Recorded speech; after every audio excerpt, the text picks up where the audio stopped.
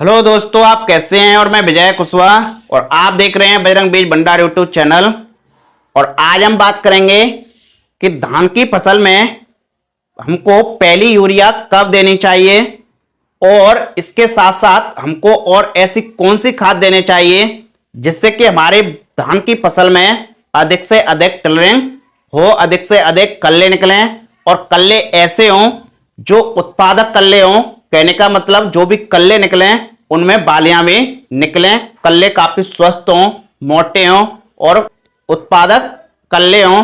तो आज हम इस वीडियो में यह जानकारी करेंगे कि हमको धान की फसल में कल्लों की संख्या कैसे बढ़ानी चाहिए, कौन कौन सी दवाओं का प्रयोग करना चाहिए, किस समय करना चाहिए, कितनी मात्रा में करना चाहिए।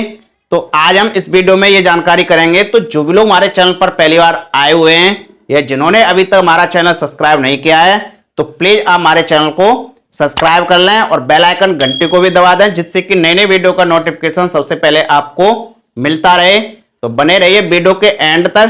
तो चलिए शुरू करते हैं। जैसा कि आज हम बात करेंगे कि धान की फसल में हमको पहली यूरिया कब देनी चाहिए और कितनी मात्रा में देनी चाहिए और इसके साथ साथ हमको ऐसी कौन सी और खादों का प्रयोग करना चाहिए जिससे कि हमारे धान की फसल में अधिक से अधिक कल्ले हों। तो पहली बात आती है कि हमको धान में पहली यूरिया कब देनी चाहिए, पहली यूरिया हमको कब लगानी चाहिए। इस बात से किसान भाई भी कंफ्यूज रहते हैं कि हमको पहली यूरिया कब देनी चाहिए। तो जब भी आप धान की रुपाई करते हैं, रुपाई करने के बाद लगभग 10 से 12 दिन के बाद आपको धान की फसल में पहली यूरिया का इस्तेमाल करना चाहिए। आपको पहली बार यूरिया लगानी चाहिए और आपको कितनी मात्रा में लगानी है। तो किसान भाई पहले यूरिया का जो कट्टा आता था, जो बोरी आती थी उसमें 50 किलो यूरिया निकलती थी, लेकिन अब 45 किलो यूरिया निकलती है। किसान भाई यहां पर भी काफी गलती कर देते हैं। पहले 50 किलो बोरी में यूरिया आती थी, उसको भी किसान भाई 1 एकड़ में प्रयोग करते थे, लेकिन अब 45 किलो यूरिया आती है, उसका भी किसान भाई 1 एकड़ में ही प्रयोग करते हैं। अधिकतर अब यूरिया जो है वो नीम कोटेड आती हैं। तो यह बताया जाता है कि नीम कोटेड यूरिया है तो उसकी डोज कम प्रयोग करनी चाहिए। लेकिन आप यदि धान की फसल में इसका प्रयोग कर रहे हैं तो आपको 45 किलो नहीं 50 से 60 किलोग्राम प्रति एकड़ के हिसाब से आपको यूरिया का इस्तेमाल करना चाहिए। यहां पर किसान भाई काफी बड़ी गलती कर देते हैं कि उसको 45 किलो ही प्रयोग करते हैं। नहीं, आपको 50 से 60 किलो प्रति एकड़ के हिसाब से प्रयोग करना चाहिए। इसके साथ साथ हमको कौन सी ऐसी खादों का प्रयोग करना चाहिए जिससे काफी अच्छा रिजल्ट देखने को मिले। तो इसके साथ सबसे पहली चीज है वो है ह्यूमिक एसिड। किसान भाई मार्केट में अलग अलग कंपनियों के अलग अलग जाम आते हैं, जैसे कि इफ्को कंपनी सागर का देती है, धानुका कंपनी धनजाम गोल्ड के नाम से देती है, सुमिटोमो लाटू के नाम से जाम देती है। अलग अलग कंपनियां अलग अलग जाम को देती हैं।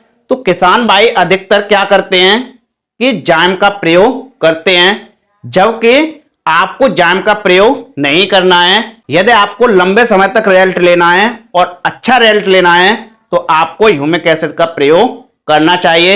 यदि आप जाम का प्रयोग करते हैं तो कम समय तक रिजल्ट देता है और काफी कम रिजल्ट देता है। आपको ह्यूमिक एसिड का प्रयोग करना है, किसी अच्छी कंपनी का अच्छा ह्यूमिक आपको प्रयोग करना है। यदि आप ह्यूमिक एसिड का प्रयोग कर रहे हैं तो लगभग 1 किलोग्राम से लेकर 1.5 किलोग्राम प्रति एकड़ के हिसाब से आप ह्यूमिक एसिड का इस्तेमाल कर सकते हैं यूरिया के साथ ही। इसके साथ साथ आपको जिंक सल्फेट भी लेना है। पहले ही डोज में आपको जिंक का प्रयोग करना है जो कि 33% में आता है। अलग अलग कंपनियां जो भी फर्टिलाइजर कंपनियां हैं वो इसको अलग अलग नाम से देती हैं, जैसे कि दयाल की आती है, पारस की आती है, जीके फर्टिलाइजर की आती है। जो भी फर्टिलाइजर कंपनियां जो भी फर्टिलाइजर देती हैं उन सभी कंपनियों के पास ये जिंक मिल जाती है। तो आप किसी भी अच्छी कंपनी की जिंक ले सकते हैं। यदि आप जिंक का प्रयोग कर रहे हैं तो 5 किलोग्राम प्रति एकड़ के हिसाब से प्रयोग कर सकते हैं। इसके साथ साथ और हमको ऐसी कौन सी चीज प्रयोग करनी चाहिए तो यदि आप इन तीनों का प्रयोग कर रहे हैं तो इसी के साथ साथ आप ट्राइकंटेनॉल जो कि लिक्विड में आता है उसका आप प्रयोग कर सकते हैं। उसका यदि आप प्रयोग कर रहे हैं तो लगभग 1 लीटर प्रति एकड़ के हिसाब से प्रयोग कर सकते हैं। वो भी 2% में आता है, एक तो 0.5% में आता है, एक 0.1% में आता है।